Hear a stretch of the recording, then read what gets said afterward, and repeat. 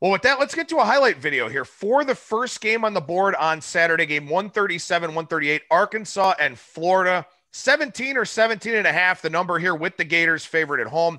Total in this game of 60. I'm host Adam Burke. I'm joined by professional bettor and handicapper Brad Powers from bradpowersports.com. And Brad, we just talked about coaching and how it could have an impact on that East Carolina and Cincinnati game.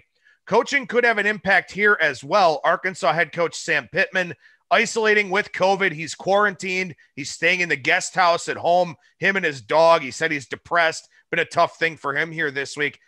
How do the Razorbacks fare, do you think, in this spot without their head coach going on the road as a big dog?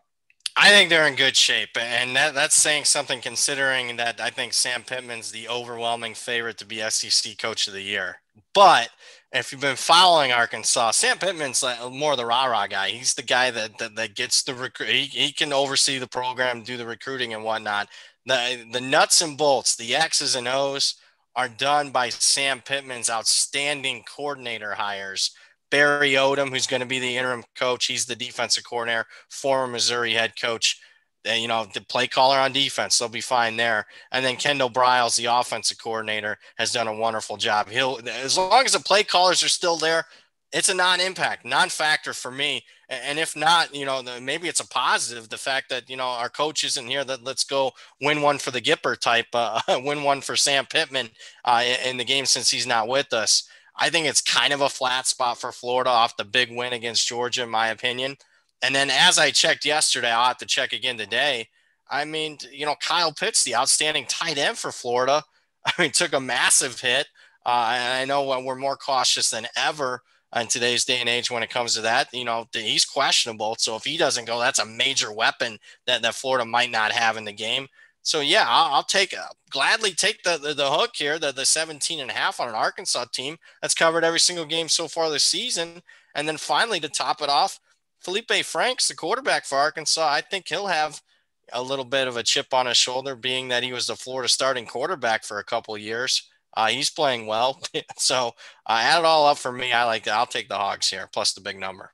Yeah, the Felipe Franks revenge game here down in Gainesville. And I agree with everything you said. I was kind of nodding along as you were talking there. The one thing that concerns me a little bit here is I think Florida has turned the corner defensively. And the question is, was last week Georgia's offense is terrible or Florida's defense is finally playing up to its expectation with the talent level that they have? That's the only thing that I would worry about in this game. And we do see maybe that thought kind of coming to fruition a little bit as the total has come down to 2.5 points in this game. But still, with that being said, this is a very big number for a Florida team off of its most complete performance of the year, I would say. We talked about it last week when we did a highlight video on Florida, Georgia. Dan Mullen, the excitement that he had, getting involved in that little brouhaha before halftime, all that. Florida was jacked up for that Georgia game sky high. I mean, it looked like a great spot for Florida. We called it on the show. We talked about it, and they came through. This week, I don't know if that juice is there. I don't know if they've got that same feeling, that same excitement. Yeah, they're going up against Felipe Franks, who left the program, but, I don't think that's really a big deal for the Gators here.